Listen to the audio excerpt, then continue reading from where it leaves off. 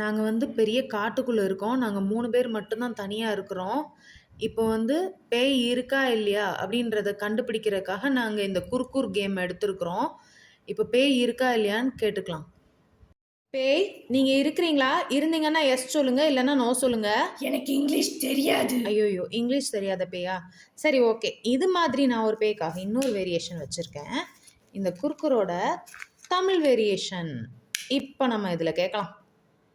இந்த விரல் இல்ல, அந்த விரல். இப்போ வந்து பேய் நல்லா பார்த்துக்கோங்க. உங்களுக்காக நான் தமிழ்ல எடுத்துட்டு வந்திருக்கேன். இப்போ நீங்க இருக்கீங்கன்னா ஆம் சொல்லுங்க. இல்லன்னா இல்லன்னு சொல்லுங்க. யாருப்பா அது நடுவுல லைட் எல்லாம் பிளிக் பண்றது? வெயிட் பண்ணுங்க. ஒரு நிமிஷம். இந்த போர்டுல தானே விளையாடுவாங்க இந்த கேம். நீ என்ன அவ்வளோ சீப்பா நினைச்சியா? பேப்பர்ல விளையாடிட்டு இருக்க.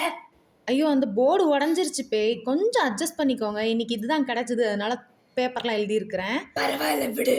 இப்போ நீங்க இருக்கிறீங்களா இல்லையா? ஓ!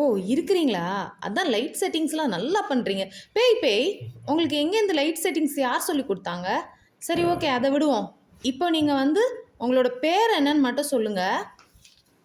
என்ன இது நகர மாட்டுக்கு? பேப்பரா இருக்கிறனால நகரல. சரி ஓகே நம்ம ஒரு விரல்ட்ட பிடிச்சுக்கலாம்.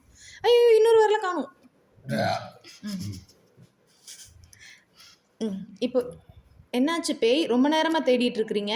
என் பேர்ல உள்ள எழுத்துக்கள் இதுல இல்ல. ஓ! 2 பேய் இருக்கு போல. சரி ஓகே. ஓ! இந்த பேய்க்கு உள்ள எழுத்துக்கள் இதுல இல்லையா? சாரி இங்கிலீஷ்ல 26 லெட்டர்ஸ்ன்றனால அட்ஜஸ்ட் பண்ணிக்கிட்டோம். இப்ப நான் தமிழ்ல நெறைய லெட்டர்ஸ் இருக்கனால எழுத முடியல. இப்போ நானே இந்த பேய்க்கு ஒரு பேர் வச்சிடுறேன். இந்த பேயோட பேரு குர்குர். Tata bye by.